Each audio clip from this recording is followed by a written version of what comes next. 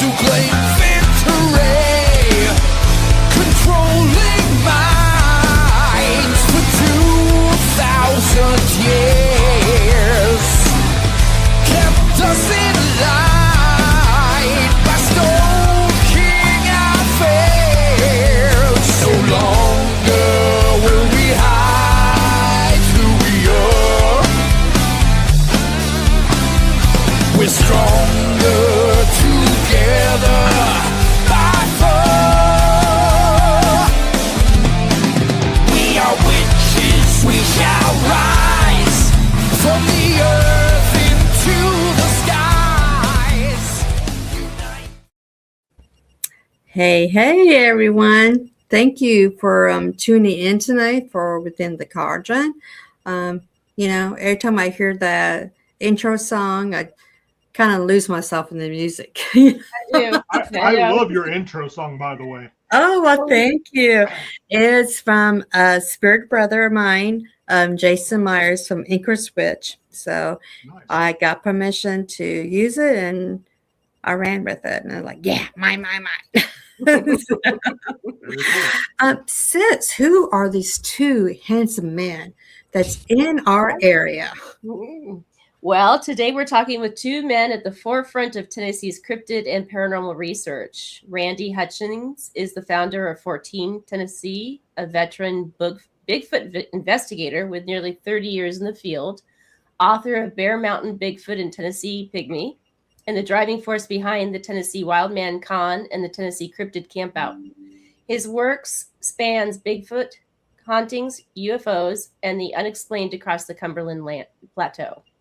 Joining him is Joshua Manning, filmmaker, event producer, and co-founder of Fortean Tennessee, Wildman Con, and the Cryptid Campout.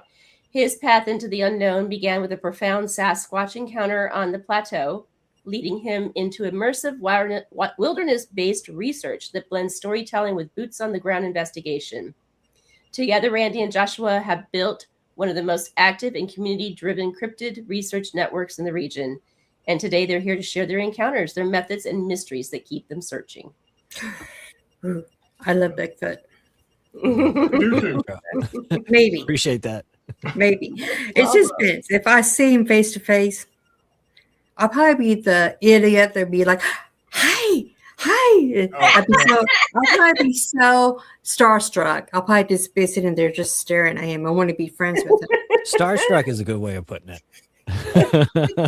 Yes. Exactly. Obviously damaged is another way. Yeah, that's the other one. So, go ahead and start with the first question, sis.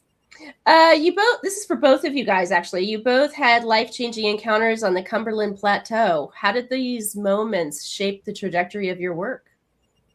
I think you should start, Randy. Lord, okay. Yeah. I mean, my first encounter was on the edge of the plateau. It was years later when Manning had his first encounter, but it was within a mile?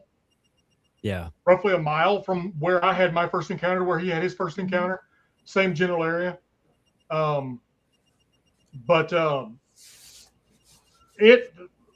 That encounter sent me, I never expected to be involved in cryptid stuff, Bigfoot stuff at all. I was looking for answers to what happened to me that I experienced. I saw a boulder be thrown off the cliff, and something was vocalizing before it threw this boulder, and this boulder was at least 300 pounds or more. I'm a big guy. There's no way in the world I could pick this boulder up. So this boulder goes falling into this lake that I'm at the time. And I'm trying to, over the months after this happens, I'm just trying to find out what in the world could be responsible for this that lives in my area. I know all the animals in my area. I grew up in the sticks, grew up with a family of hunters. There's just nothing here that could pick up a boulder. Right. Let's just throw it. And so that got me introduced to several researchers in the BFRO organization back in, this was 97, 98. And they basically kind of got my foot in the door into field investigating for the BFRO back in the day. And then I met Mary Green, who was known as the Tennessee Bigfoot lady. She was one of the primary researchers here in this region back in the late 90s, early 2000s. And she took me under her wing and kind of like taught me like, how to go out and how to talk to people, how to get them to share encounters when a lot of people don't want to share this stuff when it happens to them because it's embarrassing. Right. To a lot of people. They don't want to look like they're crazy. They don't want to look like they're lying. And she taught me how to talk to people, how to get, let them know that we're there for the right reasons. And I would have never, again, seen my life spiraling into this other than I'm just trying to find out, one set of circumstances to the next. And here I am. Wow. It's incredible. That is incredible. Josh, how about you? So mine's kind of a like weird story. So like I went looking for this. So I live up here in Massachusetts, and at the time I met Randy, I was currently in the military, so I was stationed down in at Campbell. So I was down on the Tennessee Kentucky border area, and through a mutual friend, I met Randy. But it was at the time I was going to film school, and me and Randy were making like short films and the like, and we had both done this live event with a bunch of people that an incident happened. There was a eyewitnessing of a creature in this area, of a Bigfoot. And it wasn't until years later of me coming down and doing these like short films with Randy or coming down to visit and such. Randy, from that point forward, from that event, had been like kind of slowly interviewing people like about what they experienced during this like 12-day event. And eventually he asked me about it one night, because I think I brought it up to you. I was like, hey man, there was that thing that happened at that 12-day. Like, what was it? Like, I like no one would tell me. So he got all like real serious with me, and he was like, we saw a Sasquatch. And I was like, holy shit, like that's crazy. I grew up always wanting, watching like unsolved mysteries and such, and always been like, I want to look for Sasquatch. I want to look for the Bigfoot. And he talked to me about, at that time I was at the event, I was leaving site early and going to school in Nashville. So I was attending film school in Nashville at that time. And I was getting up early, and I was hearing stuff in the woods because I was the only one up, early morning, not knowing what I was actually hearing until, Randy started talking to me about it. He's like, hey, when you got up in the morning and left for school, did anything happen? Did you hear anything? I was like, oh, no. I said, there was a few times I thought you guys were like on the wood line, and I was wondering why you guys are still awake at this point.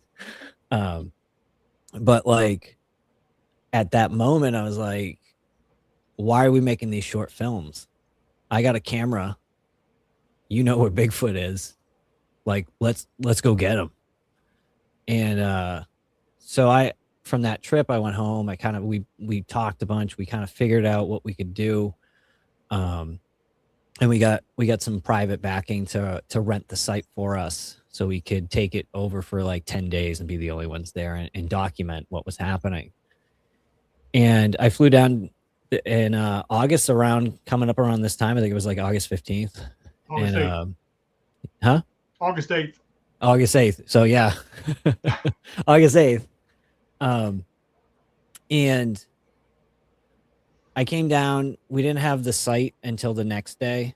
And the minute we got there, I wanted to test out, the camera rig I had put together, and like kind of like built to be out to do this. Everything was kind of one-man army, how I built it. And I said, Randy, why don't you take us to that spot where you first had your encounter where the boulder got thrown? It's this quarry. And I was like, let's just go out there. It gives me a chance to test the equipment out in the field, because it was August in Tennessee, and if you've ever been there, it is not for the weak of heart. And then hiking up mountains and stuff like that. Right. So I wanted to test like the weight and all that. We drove out to this place. We hopped a fence that found out this place was kind of fenced off now. And we got up, and within I think it was 13 minutes, 30 seconds because it's by the footage because everything's recorded. We walk up this trail and Randy points out, hey, this is a tree arc. And in the footage, you can hear me say, I'm like, oh, it's one of these tree arcs they talk about. Like, really, like I came down kind of with the idea that I was going to more or less capture Randy's story and like document the area, kind of very traditional, kind of like what you'd see on Unsolved Mysteries, that type of thing. And he pulls me over and he goes, look, so you can see how it's jammed in the ground. He starts explaining all that. And within that moment, a rock comes flying down the hill, hits the tree right next to us. We both react, don't say anything. And you can hear this thing running away from us. And we got it from 2 camera angles and on audio. We then like tracked it up the hill. We were up there and again, it's like perfect timing that how this happened is like Randy, we were up there for about like maybe 10 minutes, trying to like wait for it to come out. But Randy goes at one point, he just looks at me in the camera and he goes, they're not going to move until we move because they don't want to make sound. And then all of a sudden you hear the feet running off again from behind us. And Randy just gets this big shit-eating grin. And I'm just like, I have my camera facing this way. I have a GoPro facing me the whole time, capturing my reaction, but also to see behind me. But you just see like the whole time I'm like this, oh my God, this is happening. This is actually happening. And we ended up going up to the quarry. Still kind of, I was a little bit like, what's going on? We lose track of this thing. We get up into the quarry. I do Randy's interview of him explaining the boulder throw and stuff. And again, in the footage, this is why I love the footage that we captured everything. Randy's like, so ready to head back? What do you want to do? And I was like, I kind of want to go back down there and mess with them. I was like, I want to see if we can get anything. And we head down like a different trail.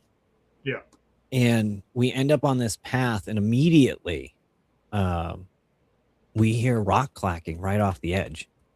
And for about the next 15 minutes of footage is us having like communication, like it's slightly different, like kind of intelligent communication with whatever was cracking the rocks at that time.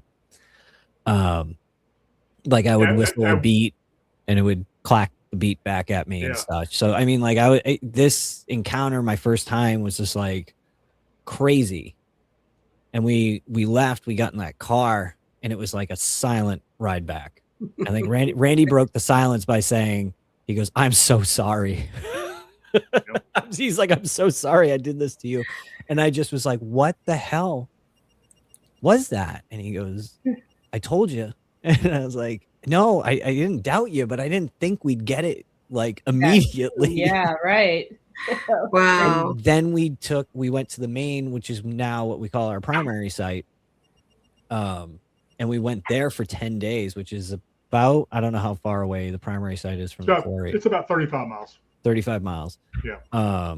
And we were on this primary site by ourselves for 10 days. We had people coming out and we were taking them into the woods. Kind of like we were already kind of doing the Bigfoot campout. Like that was the initial start of that idea. It was like, let's just bring our friends out there and scare the shit out of them. Well, there was all these people that were like, are you guys serious about going out there and doing this? And we're like, yes, this is happening when we go out there. We would go out there to this primary site, and then we would get wood knocks, we would get vocalizations. Yeah. So we started taking our friends with us because they're like, I don't believe you. They're like, bullshit. Go with us, and you can hear it yourself. And that's what we did. So far, we've taken 56 people out, and over 40 of them have heard or experienced something. That's not even, I'm not even counting the Wow. campout. Yeah, you're not counting the campout. Friends. But the campout, we took several more people out there, and they heard, a lot of them experienced things too. Same general, it's the same area, same research area. Yeah. Wow. We took the Bigfoot campout, we took everyone to our primary site and gave them the experience, and that was what we were looking to do. And it all kind of stemmed from, for when I first met Randy and through our mutual friends and stuff, people would be like, Randy believes in Bigfoot, right? And I was like, he does. I was like, that's awesome. I was like, I need to talk to him about it. And I never did until that moment, you know, that time in his apartment, we talked about it. But everyone would always be like, yeah, Randy believes that stuff. Randy believes that stuff. And then when I started doing it with him, people were like, what's going on? And Randy's like, Manning brought camera equipment. He's like, watch the footage. And we started showing the footage to our friends in the living room, and just like, we'd invite them over. It was like we baited them in, like just to hang out and like, hey, we want to show you something.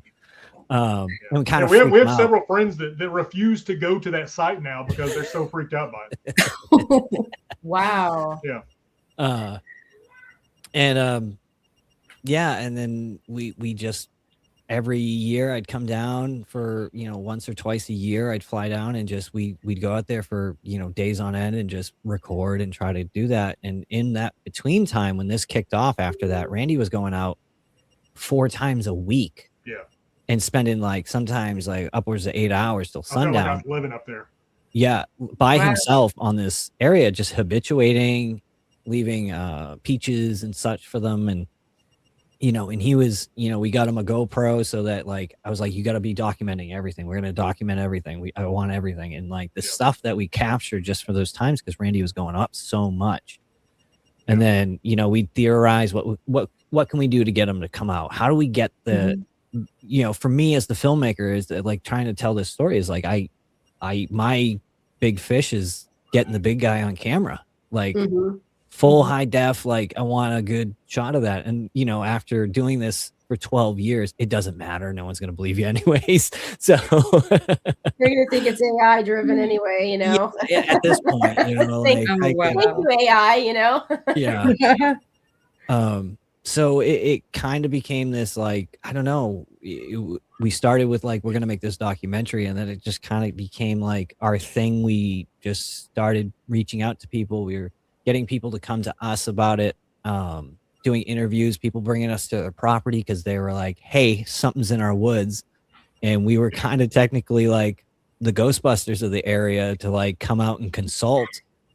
So like, you know, you get wood knocks in your wood line, who you going to call? Fortean, Tennessee. It's like, Bigfoot busters. Yeah, exactly.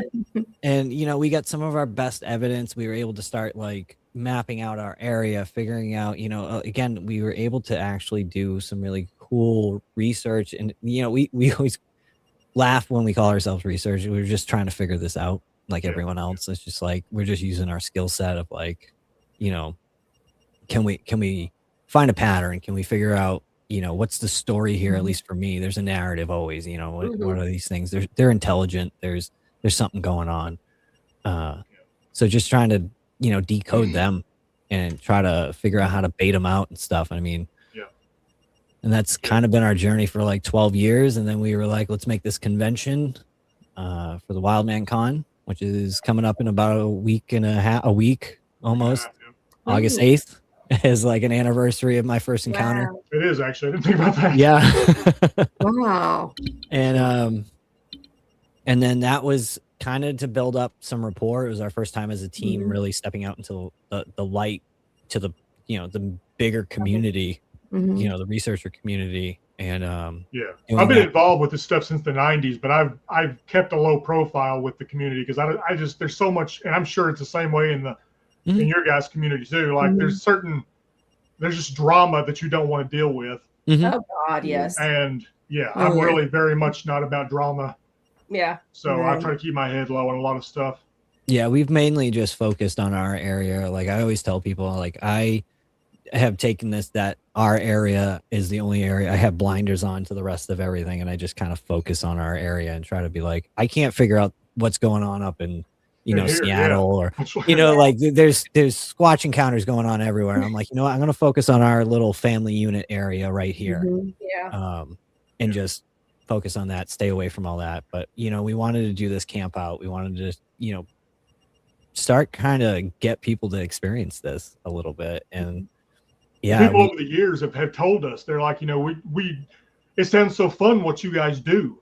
Yeah. We're like, dude, we just go out in the woods where this stuff's happening and wait for it. So we just yell into the wood line, you know? Yeah. So we decided, you know, let's see what, you know, people will, if they want to come and do this. But we do with some really badass guests. Hellbent Hauler, they were our primary guest that weekend or that week. Yeah.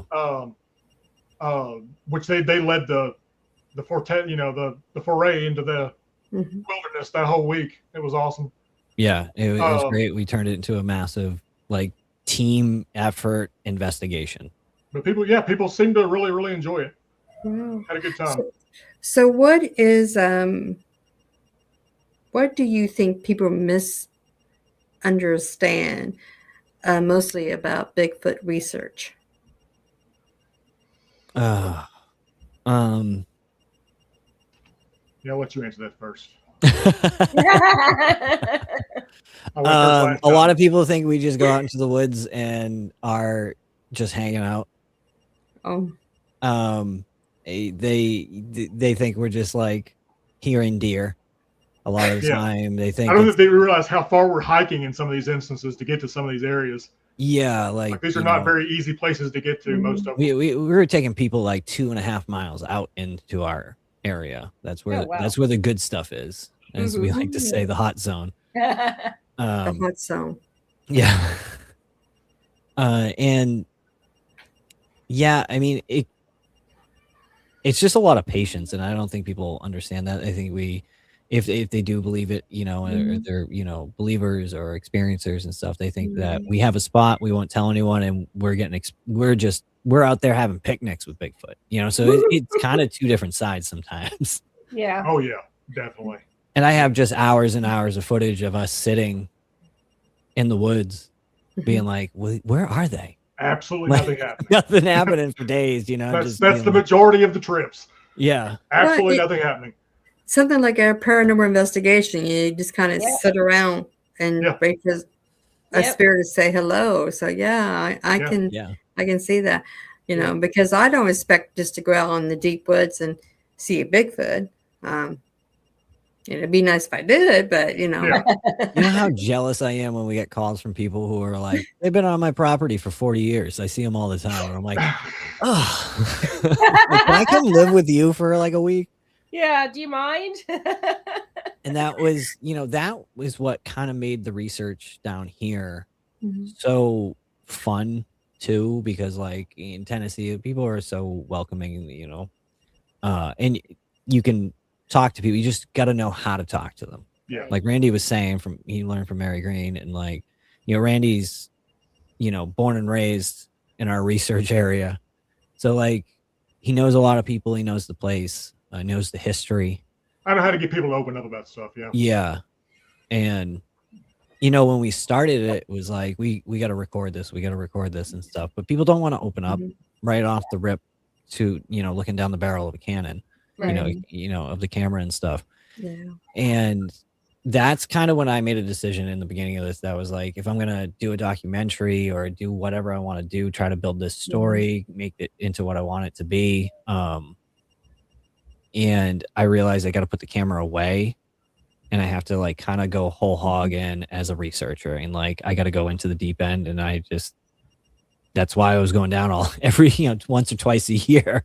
But also I had to learn to talk to the locals, learn the history, learn what they refer to these things as. That's another huge thing. It's there's a ton of different names for these depending on. A big one is the wood boogers stuff, haints and screaming jacks and boogers.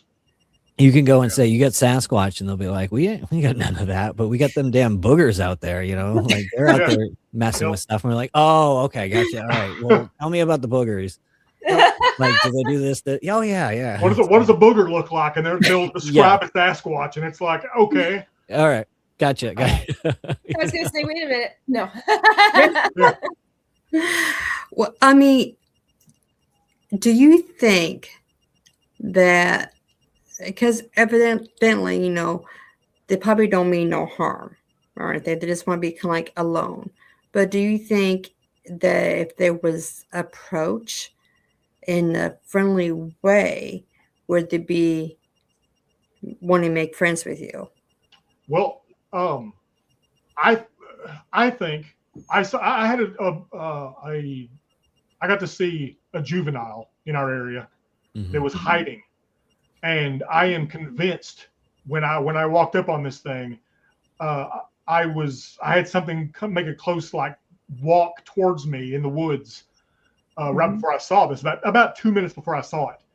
And I'm convinced now that was one of the adults of the family unit that live in our primary research area that was allowing me to see this little one. Oh, And I think they were allowing me to see that in the sense of like, look, we've got a family here, right. And it changed everything for me personally. I changed everything. I can't How go up we there and act handle like these this. things are just apes anymore. Because what I saw looked like a hairy little kid. Yep. And it changed. Like I cried that day. I'm not a big crier. Bawled to my wife about it. Didn't know how to like earlier you were talking about you would love to see one of these things. Every time I've seen, I've had 3 sightings. Every time I've had a sighting, I've had almost a mental breakdown. Yeah. Like I don't know if it's just psychologically I'm not good with this or what, but like I think if one of these things was to walk out of the woods and try and hold its hand out to me, I would probably just freak out and go into hysterics and run off the other direction. That's what I've done every other time. I think it's just like you say, you break down. I think, well, I know I would too, because I'll probably be crying like, oh my gosh. And I think it's just seeing something that is not actually a human like us. Yes. But it's like seeing an alien or something. They look so human. Yes. I am convinced personally, I'm convinced that they are some type of human. Yeah. Like some sort of relic hominid, maybe. Right. There's stuff I can't explain about them. I'm not going to try to explain about them, but they definitely, to me, come across as, especially after seeing that child, the little one, they come across as some sort of human to me. And there was an instance we were talking earlier about like how you go out in the woods and nothing happens. We were out there one time for about 2 hours.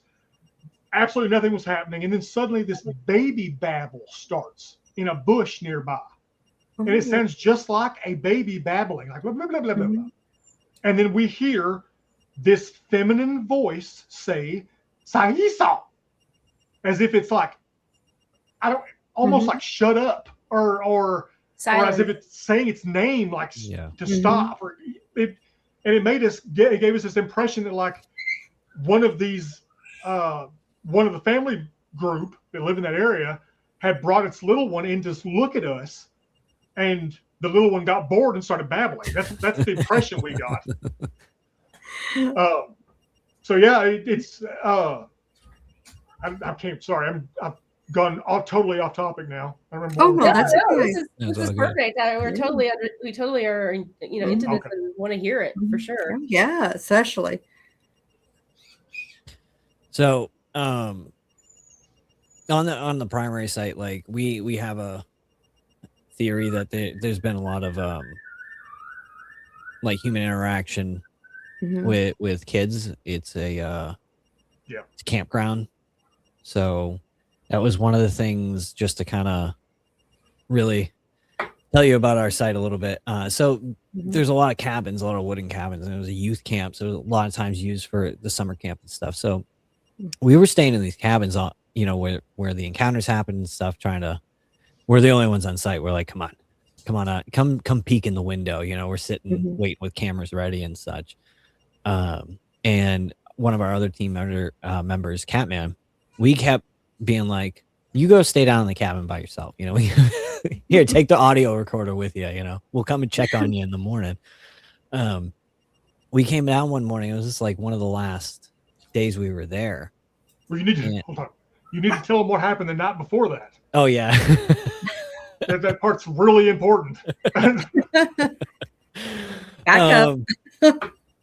So I went and stayed with Catman in the cabin one of the nights because he wasn't hitting the button right, I think, on the recorder, so stuff was getting recorded. So I was like, I guess I gotta stay down there with him. So I had all my equipment and stuff, and it got late. I was hanging out. You get bored, and I realized I had no entertainment, so I'm like, I'm just gonna lay down if anything happens, Catman's hanging out. I forget what he was doing. He was like reading a book, and I was like, hey, if anything happens, wake me up. And I left the camera running. Oops, sorry. I left the camera running and audio running and stuff. I woke up the next morning. So on the footage all night, once I was starting to go to sleep, and he was just up by himself, like with the one little light. Mm-hmm. Just rocks got thrown at the side of the cabin all night, all night. Hitting the You side. can hear our friend saying, "Manning, do you hear this?" Trying to wake him up. And at one point, Manning wakes up for a second and he goes, "Yeah, I hear him." Right back to sleep. And I just rolled back over. I was like, at that point, I was like, they're here. Cool. The audio. I just like looked and saw the camera and everything was running. I was like, I'll just go back to bed. They come in and I'll wake up. Manning's like, I've slept through war zones, Yeah. Sasquatch. And so get up the next morning and Randy comes down and we're like, Catman's like, they've been throwing rocks. I was like, I slept like a baby. So I don't know what he's talking about. We review the footage. You can hear it and stuff all night. And we're like, well, let's figure out where it came from. And like behind that cabin, it kind of slopes down. There's a lot of tall grass and then it's the wood line. And right in the back, in the middle of the grass, it's all padded down. Cabin, yeah. Like something huge was sitting there. And there was little piles of rocks. Like it had a little thing. And off to the left, yeah. I think there's a video of when we found it of me sitting in the middle of it, and you can see how big this thing is. Yeah, like, it's about 8 foot by 8 foot, yeah. Yeah. Oh wow. Like something settled down in there for the night to mess with Catman in the cabin all night. So so the next night I'm like, I'm not doing that. But a few nights before that happened, we actually were out on the trail, and we were about a mile down the trail, maybe about a half mile down the trail. Yeah. And we got eye shine, and we had these big 3,000 lume lamps. Yeah. And so we got eye shine off to the right of the trail, and just thinking, it's probably a possum or it's a raccoon or something. We hit it, and we see something duck. And it ducks back behind this log. And so we take all of our lamps and, strobe this thing under about 9,000 looms of light. Wow. And there's daylight back there. And you can see something coming up between these logs and like looking at us like this. And it's got a flat face and it's got forward facing eyes and it's got chocolate brown hair. And so Gato, Catman, our friend Catman, is like, he's shorter than me and Manning is. Mm-hmm. And he's like, I can't see it. He's at a different perspective than we are. And he's like, where's it at? Where's it at? And we're like, it's right over there. It's right over there. And he's like, just let me go. Can I go in there and see it? And we're like, you know what? Just go. Just go. Yeah, fine. So we've got footage of him like tromping into the woods. And you see this thing go up under the log when he tromps into the woods. And everything goes black. Mm-hmm. He's tromping through the woods. You can hear him tromp through the woods back there. And we yell back there to him. We're like, can you see anything? And he responds back with, yeah, I'm looking right at her. Yeah. And we're like, what do you mean her? Her. And he explains, he's like, I'll be right there. We're like, you need to get back out of there. And he's like, I'll be right there. He keeps tromping out. And we're walking back to this campsite. And he's like, we're like getting explained, like, what do you mean her? And we're like interrogating him. He's like, she was shorter than you, talking to me. I'm 6'4", but he's like, he's shorter than you, but it's bigger than Manning. I'm 5'9". So it's about 6 foot tall. This thing was, and he said that when he got back there, his light hit this thing in the face, and he said its eyes stared straight at him and locked and never left off of him once it locked onto him. Mm-hmm. And it crawled backwards, the way he put it, spider crawled backwards on its hands and feet like this. Wow. Under a log. Man. And then after it went under the log, it stood up, and that's when he saw how tall it was. And that was when he said he turned around and he walked back out of the woods.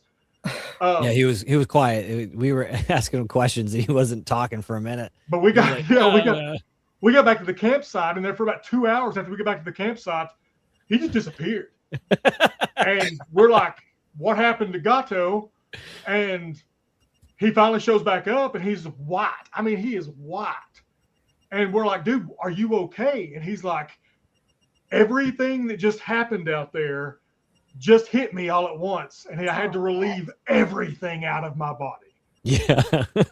Like just adrenaline just hit him, and he freaked out. Yeah. Like after the fact. So Wow. We have a question here real fast from Kristen. What if they develop in dimension different from ours and accidentally step into our human realm? I used I've to heard that. be very anti-dimensional walking, but I don't know, man. There's things about these things that I can't explain. Yeah. Yeah.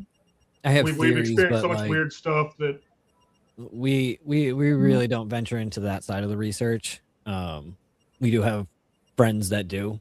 Yeah. We kind of have that, you know, we're dealing with kind of a relic hominid, you know, that's how, flesh and blood is what they call it. yeah, we try to go for. But, you know, this things we've been told from people, and like, again, like trying to get one of these things on camera sometimes is just like, you're like, there's some form of magic or something going on here. Like, it's just, we were told when I got into this, it was just like, the more you do this, the weirder it gets. The weird, and that's 100% true. And like, I don't sit there and poo poo on anyone's theories, because like, we don't know, man. In the end, like it could be, could be in the end, like it could be something that comes through some dimension, you know, because I can't disprove that. Yeah. Honestly, if that's the case, that's pretty cool. If that's the case, Yeah, really. then our research area, I want to know what is special about our research area. Then that there are would be- dimensional portals opening up and Sasquatch are walking out. Yeah. Like, there has to be something about that area that's important if that's the case. And Otherwise, that's pretty cool to me. I think they're that'd just be probably fun. flesh and blood, and they're living in that area because there's a lot of abundant game and water. They're pretty well sources and stuff like protected that. out there. Wow. But I don't know. Very incredible. Well, sis, Yeah. did you have another question or? Yep. Go ahead, sis. So I guess the question would be, what do you think the cryptid field is getting right now, and where is it going off the rails? Oh Lord. I would say what's getting right is getting new researchers into it, getting newer people into it. Fresh blood. Fresh blood, but also kind of getting more public about it, and kind of having more of a well-rounded public face for kind of the community as a whole. There's a lot more shows out there with people who are making it fun. A lot of people come out, you know, a lot of people just want to hear the stories too. And, you know, there's people who are just enthusiastic about the cryptid field. So it's just like letting people know. And that's kind of part of what we did the camp out for too, was to kind of teach people. You could walk away from our camp out and go do research back home, you know, like, and to show that it's really just a lot of patience and diligence, and just kind of doing a little bit of like just internet sleuthing, go to your local library, like look up reports in the area and stuff like that. But then also just taking people out on their first time, you know, and a lot of people that came to our camp out wasn't their first time hitting the field, which made this first time we did it real awesome. You know, we had attendees that were like, we had Miguel from Sasquatch Theory, we had Jeremiah Byron from Bigfoot Society, two great podcasts.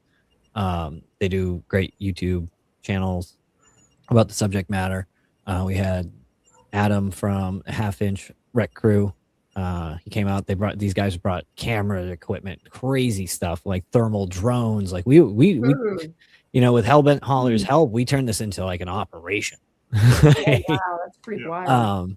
But you know, we had a good time with it, and we showed people all this, like, you know, just techniques, you know, how to use different equipment, and, you know, got people, you know, hands on their equipment, and people brought thermals and audio equipment and night vision cameras and, you know, cinema cameras, and so there was just a lot of hands-on that people got, which was nice. And we did some presentations. So, just showing people that, like, to me, this has been like the best adventure I've ever had. Oh, nice. And kind of showing people that, like, you can go on this adventure too if you want to.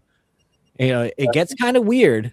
It gets kind of crazy at times, but it's fun. And I think that's just kind of getting people out there and just looking on the fact of what they get wrong. Too much infighting.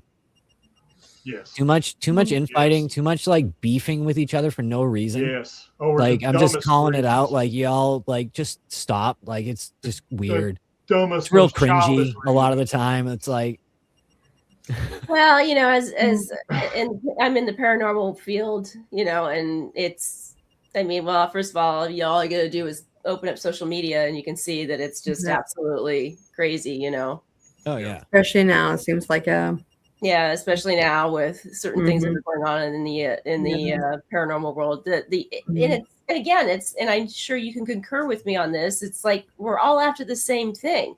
Yeah. We all want to know what we're all looking is. for answers. Yeah. I mean, me and Randy just did it back in April. Is we brought 40 researchers together, and just no one knew each other, and it was just like we made a great, tons of evidence was gathered. Like, as a teamwork was perfect. It was everyone got along. It was a great freaking time. Yeah. And you kind of just proved, like, hey, we all just like do this together. We had people that had so many different theories, but everyone just had great discussions with each other. It was such a calm, respectful conversations, or even debates and stuff like that. It was great. Everyone had a good time, and it's just like, this can work.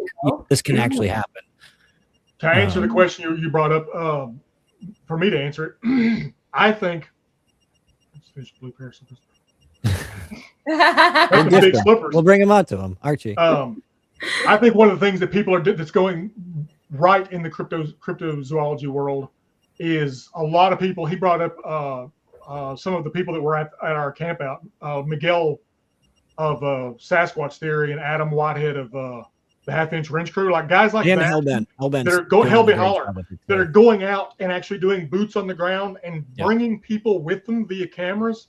Like, those people are that's the way it should be. Yeah.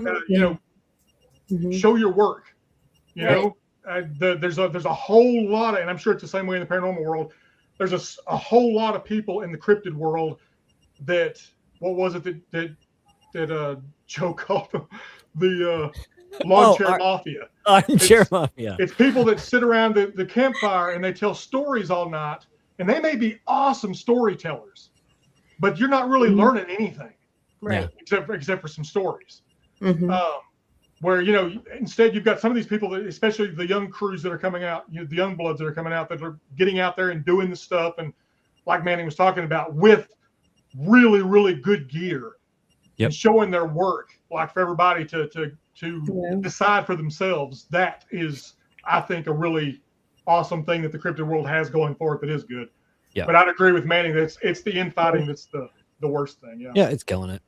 Yeah. So how do you? Okay, so if I want to go along with you guys to a camp out, now can anybody join you?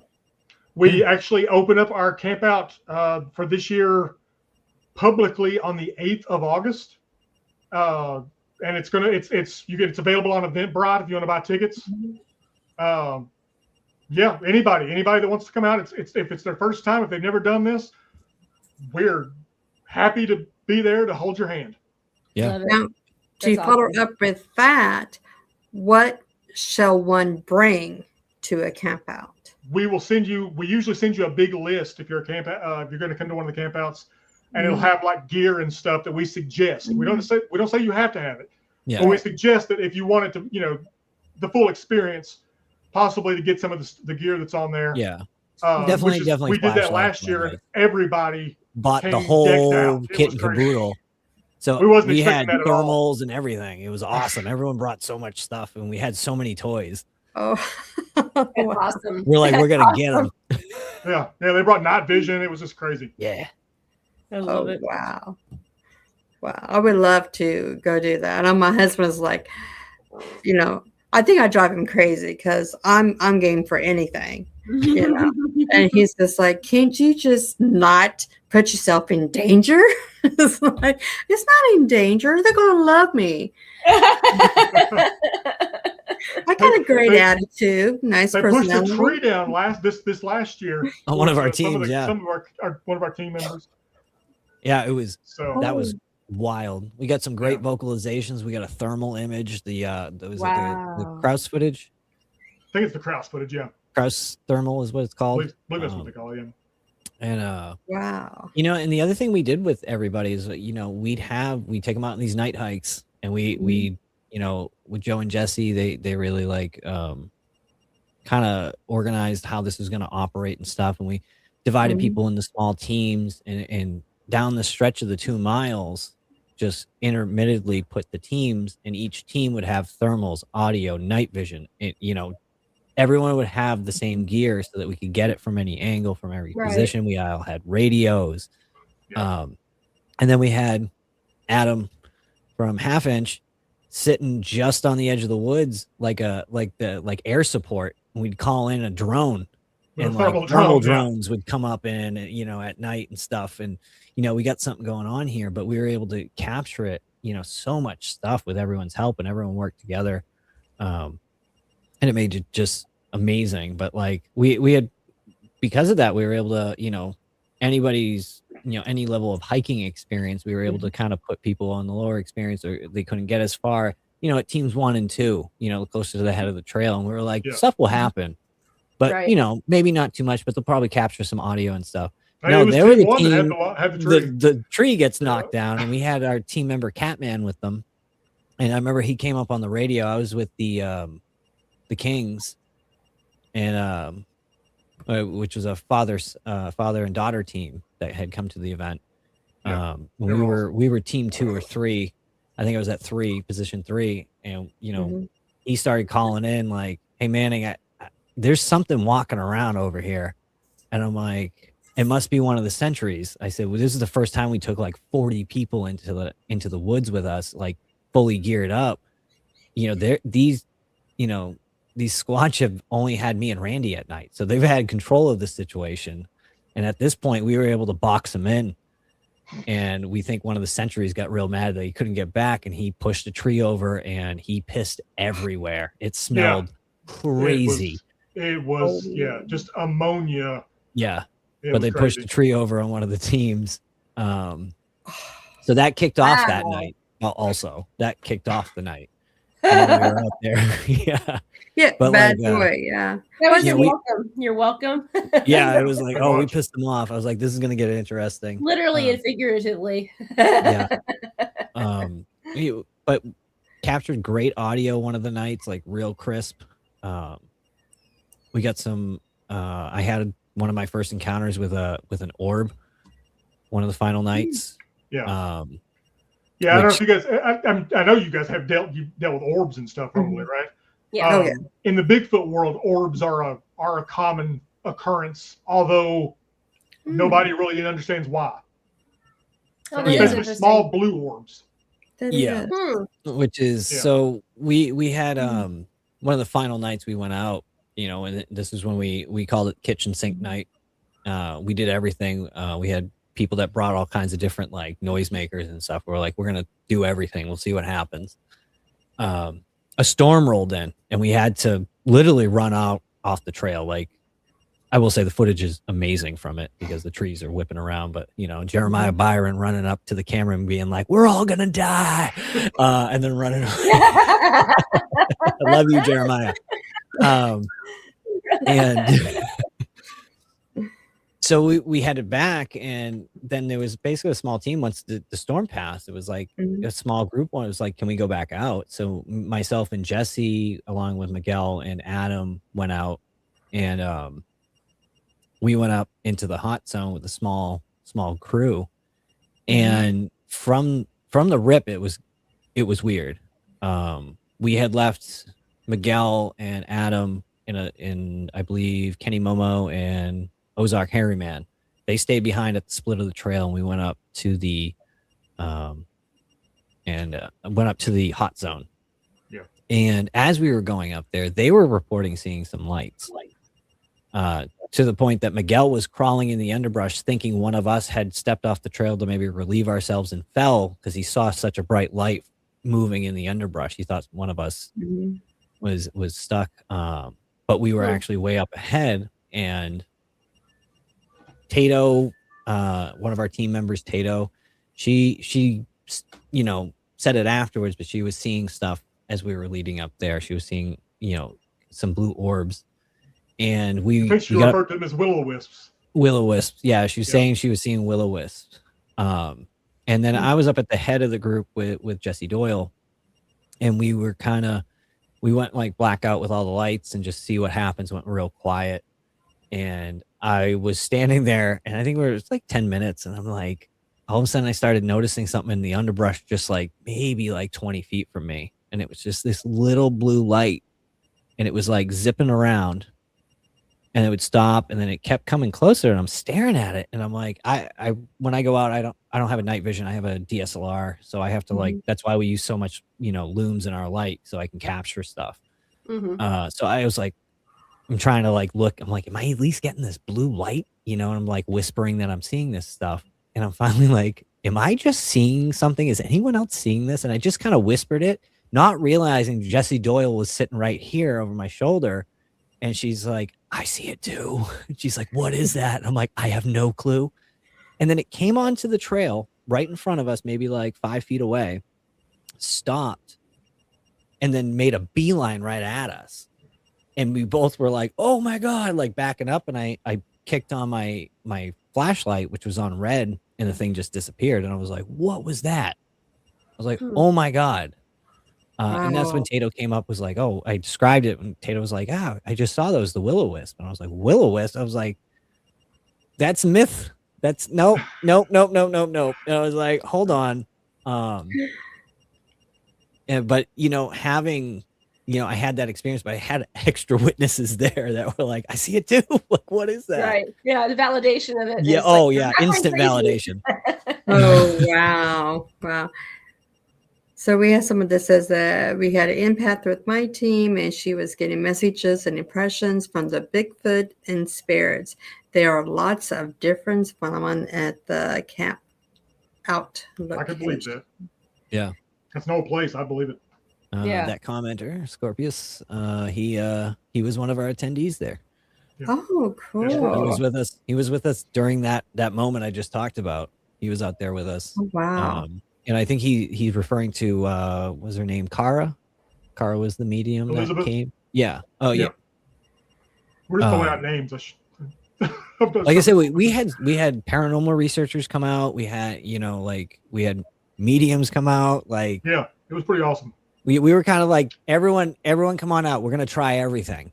Yeah. We're gonna try as a group. We're gonna try to figure this out. Chrissy, if you want to come next year, it's May 3rd to the 7th. May 3rd to the 7th. Yes. I gotta remember that. 4 days. I'm gonna put it in the chat here. So Yeah, just let us know.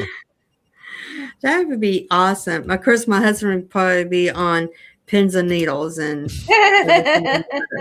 I'm telling you this, we were like going to this event. We got there the day early, you know, to settle into the site and kind of like set up stuff and, you know, where we're going to do our presentations. And then like, okay, we got the bonfire because we kind of made it like a fun summer camp out. You know, we did bonfires, we did s'mores, you know, like late night pizzas and, you know, hanging out by the fire. You know, it was a good time. Now you're making me hungry. Yeah, it was good. And we love camping, so we were like, I just hope we get a wood knock. Yeah. You know, like hopefully this is one of those moments that they don't want to play. Right. And people started showing up and we got moved into the cabin, and all of a sudden people started being like, hey, someone's walking in the woods behind the cabin. And we're like, it's the afternoon. It's already started, and it didn't stop. Stuff was getting gifted to on people's outside their cabins. There was two of our attendants that had a sighting the first day they were there. They'll be speaking at our convention this year, actually. Yeah, right? they're going to be at our con this year. Yeah, a father and son. The son was the one who was like really into Bigfoot stuff, so he was bringing his son down for it. And they were just they had just got parked in there, and they went down the trail, not to the actual trail, but right to the head of it. And they said there's a lot of dogwood trees on the site. They saw something really large walk behind we have an old dilapidated boathouse next to the river that you cross to go to the trail. He said saw something walk behind it, and he thought as he was moving, he was seeing like the, basically parallax of the dogwood tree. And then when he looked, he was like, there's no dogwood tree, but there was this large white-haired thing staring at them. And they came back up the trail. And luckily at that moment, Miguel was recording for his YouTube channel. So we had a whole team of researchers right there when it happened. So they just, Miguel and them and the whole team just ran down with them, and like right on the spot had them like recount what just happened. And it was just like, dang, that never happens. To have a research team right there ready to go when it happens, and be able to go down and kind of document, immediately, there's no time, it's still fresh in their head. Right. And then they decided they're not going to stay on site for the rest of the time. They stayed at the hotel. And we had a few people that do that. After the first night when stuff kind of kicked off and stuff was going off, but things were happening all night. And, we were taking people out after the fact and try to debunking stuff, try to go through the process of like, all right, did we actually catch something? Did we, was it this, was it that, try to teach them that process. Don't always be like, that was a Bigfoot. It's like, you got something captured. Not everything's a Bigfoot in the woods. Yeah. Yeah, we have armadillos out there. At one point during the camp out, we actually had some people hearing stuff out behind their cabin. So we took a whole big group of people back behind their cabin to go to the woods to listen, and we could hear something moving around in the woods. So we got the thermal drone. Adam did, and sent the thermal drone over, and he was like, "Do you guys have anybody in the woods?" And we're like, "No." And he's like, "Well, there's something there. I see it." And so we were so excited.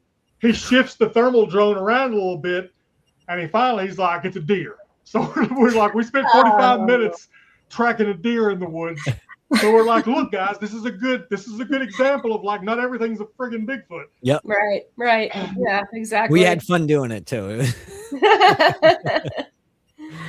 Wow. So do you is there any kind of music that you guys play that maybe might be attracting them to say, hey, what's that music, Yeah, so I'll let you guys in on kind of, me and Randy we have our together research that we do together when we're out, but Randy goes out on the trail by himself, and I do too. And we kind of have our individual way of doing stuff. And I have a certain location I call the playpen. And that's where the juveniles, I feel like they drop the juveniles off. So a lot of the time I get up real early. I mean, like 6 a.m. and I go down that trail and I get into position, into a spot, and I kind of have breakfast and I eat and I play some like kind of, a lot of times I play music of the Shire from Lord of the Rings. Ooh.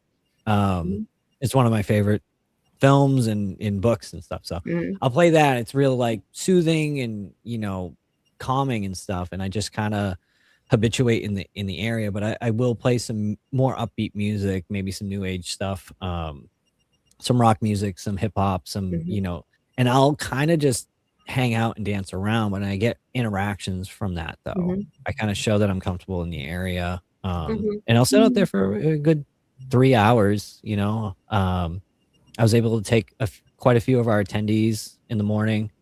I think about a group of 4.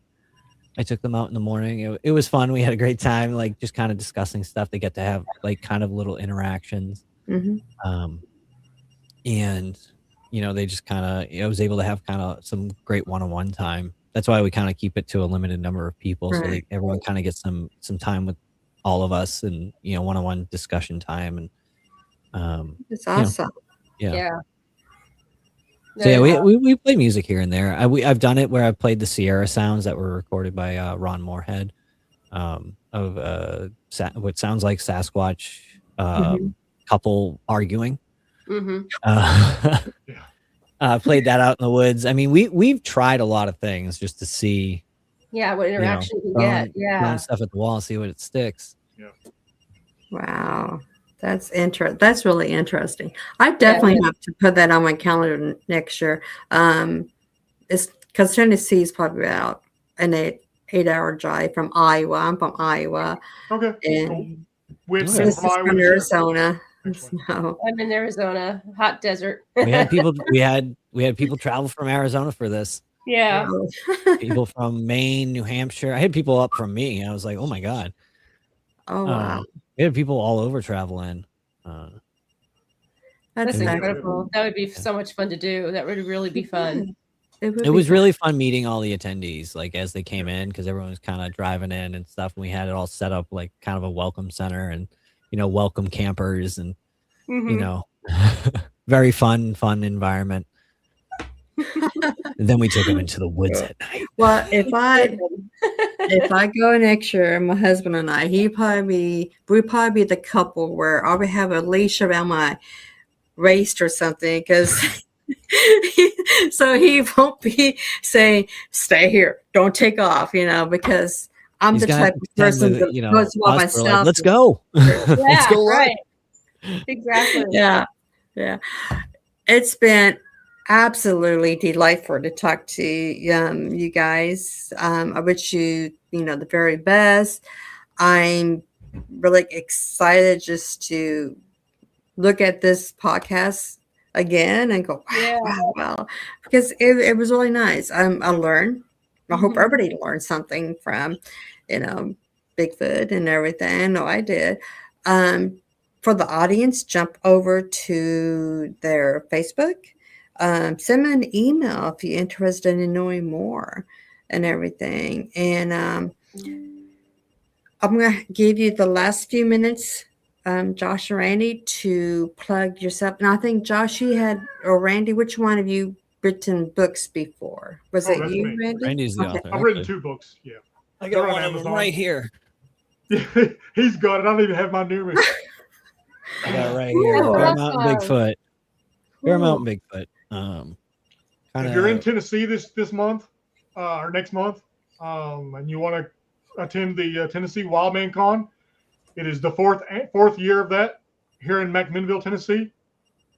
We have 12 guest speakers, several special guests on top of the guest speakers. Mm-hmm. It'll be a good time. We try to make a real convention feel, kind of like a Bigfoot Comic-Con almost. Like we have our all our Bigfoot legends we have lined up. You can come in and you can actually talk with these researchers. We got MK Davis, we got Martin Groves. Martin Groves isn't coming this year. Oh, he's not coming. I thought he was coming this year. No, Oh, damn. Okay. Nope. We got Kumbo instead. We got Kumbo though. Yeah. Kumbo's awesome. Chester coming this year too. Chester's coming. Yeah. Chester's been there with us since year Since one. the beginning. Yep. So you can come meet these guys. You can talk with them. They're great people. We got paranormal people. We got tons of great vendors. We're gonna actually have a second floor with vendors, but we're also gonna have a little stage up there with some musical acts, some other presentations and stuff. And then we have, of course, the main speaker hall where our guests go and do hour-long presentations. They show a lot of great stuff, a lot of great research, footage, and just try to give people some more knowledge on the subject matter. It's really fun, and our team's there, and a lot of it is we made this as an experiencer con. So if you've had an experience and you feel like you haven't had anyone to be able to tell that to, come on out. Sure. We'll sit down with you and you can tell us what you saw, man. Just you need somebody to talk to. Everyone who comes there is there for that. So it's kind of it's a fun support group. You were talking about Ghostbusters earlier. We're there to believe you. Yeah. Yeah. So. Yeah. And if we can help you, we will. You got Sasquatch on your property and don't know what to do. Give us a ring. Right. Yeah, exactly.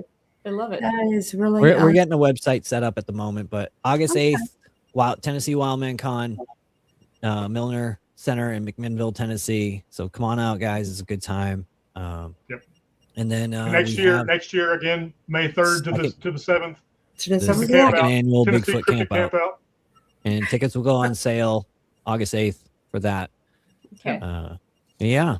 Keep me informed, and I can put it into a Facebook group and my profile and everything, because that would be, I know everybody's like, oh yeah, that would be interesting. It will be. We'll do. But we're at the top of the hours, so we got to say goodbye. Boo-hoo. We have to have you guys back maybe in the late fall and see how August 8th went for you guys and Sure. everything. And maybe we can get some footage to come up to as well if you have some. But, you know, like I said, jump over to their Facebook, email them. Make sure you go to Within the Cauldron and Behind the Witch's Veil, and subscribe, like, and share out. And until next time, everybody, many, many blessings. And Josh and Randy, stay behind for just a little bit while we get out of here, okay? We'll do. Okay. Thanks so much, Blessings, guys. everybody. Thanks, Good everybody. night, everyone. Bye.